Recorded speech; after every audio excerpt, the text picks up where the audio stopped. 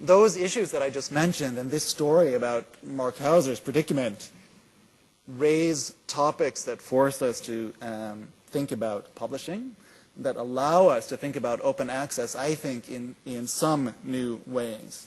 They certainly force us to realize that we're not at the end of the road as we pursue the perfect system for publishing scientific results. And what if we would start over with this system? What if we would ask ourselves, why is it that we want to publish science? And what if we spend some time thinking about that? Why is it important to publish? And when we find the answers to that question, maybe we will also be able to envisage a strategy for implementing them. So let's do that for a minute. Why do we publish?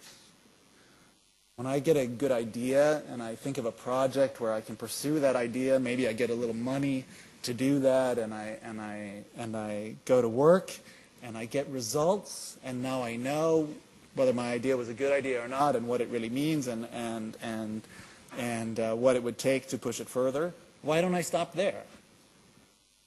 Why is it that I want to go one more step and publish? Actually, a lot of people do stop there, and then guys like me think that isn't good enough, and why is that? A part of the reason that we publish is very idealistic, right? I imagine myself to be part of a scientific community, and I want to contribute to that community. I think I'm doing something worthwhile, something that other people can build on in their research, maybe somebody can build on in some other context, and I want to make that contribution. That's part of why I publish. Part of why I publish is because I want to know if my work holds up. I want my colleagues to study it and to evaluate it and to tell me if there are problems with it. And I want to know if they find those results to be reasonable. Publishing is a kind of risk sharing, in a certain sense, between institutions. Right? Universities make huge investments in research, not only in the form of time, but in lots of other ways.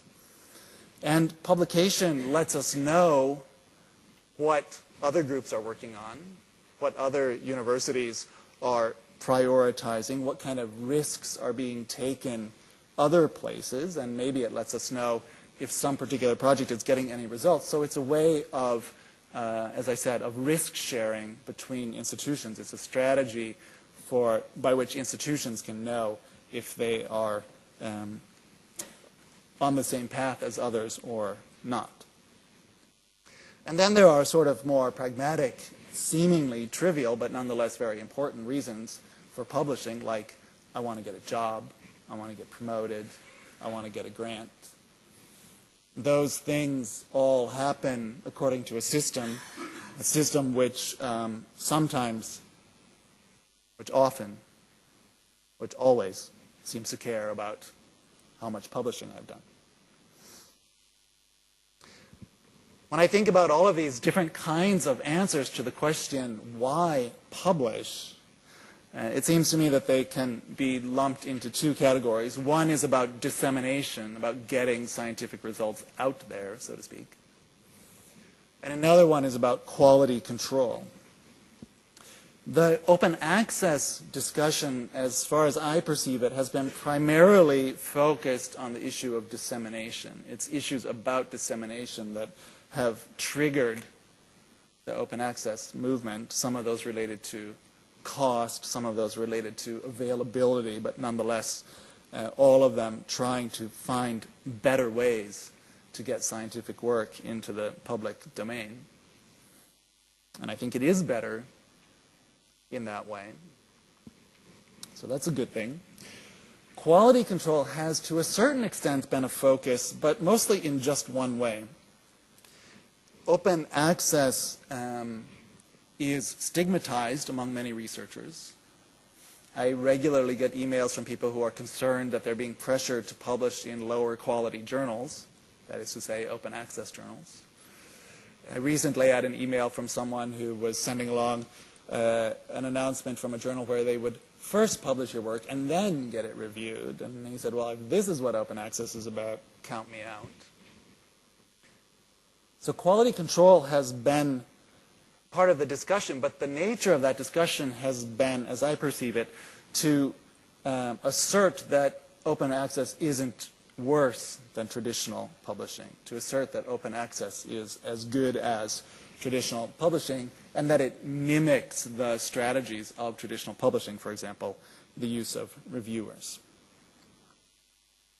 The claim is that open access is good enough, but as you all know, good enough isn't.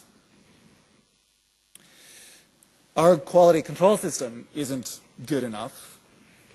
And when we think about open access in competition with traditional journals, it seems to me that that's the place where we can try to find a competitive advantage.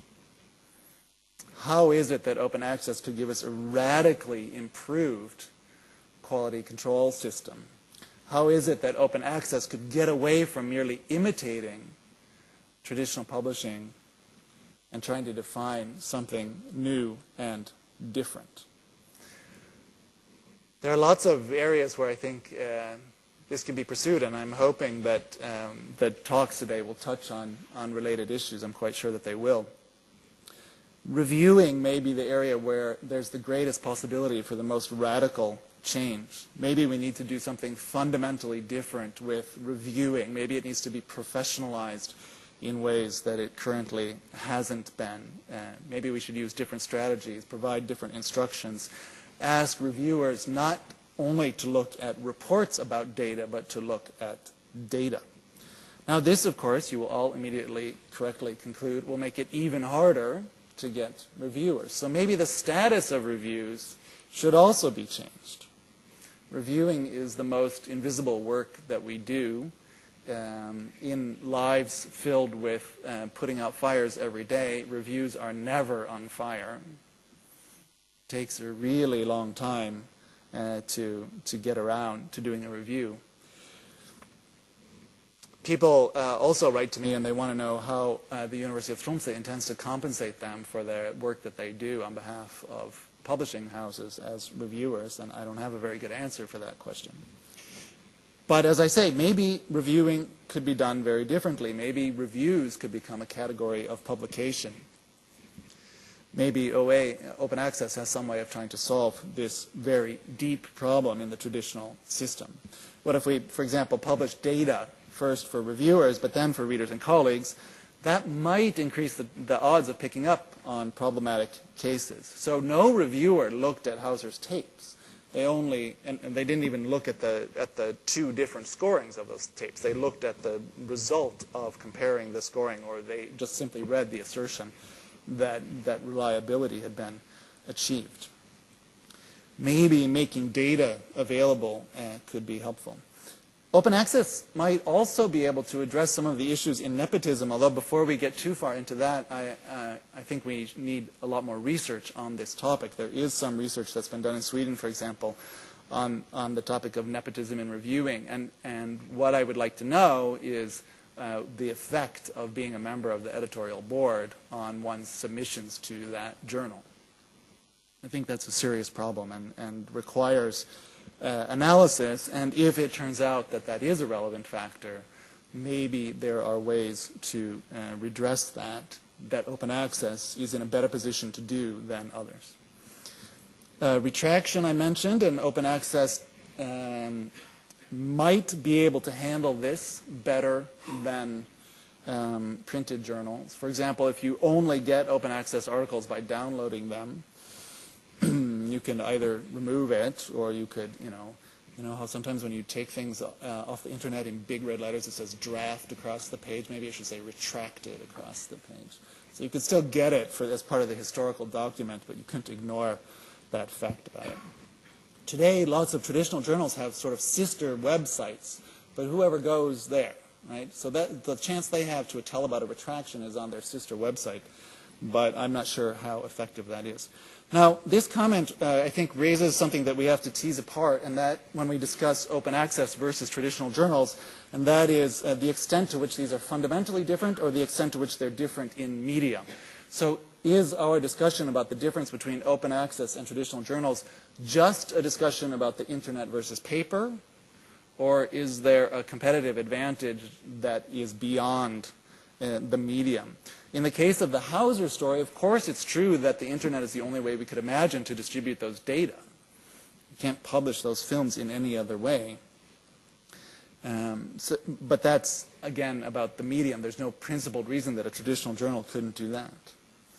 But I think that there is more than just a difference in medium. I think that the kinds of changes that the publishing industry in academia needs, that academics need for publishing, those kinds of changes can be developed in the context where we have something new, namely open access.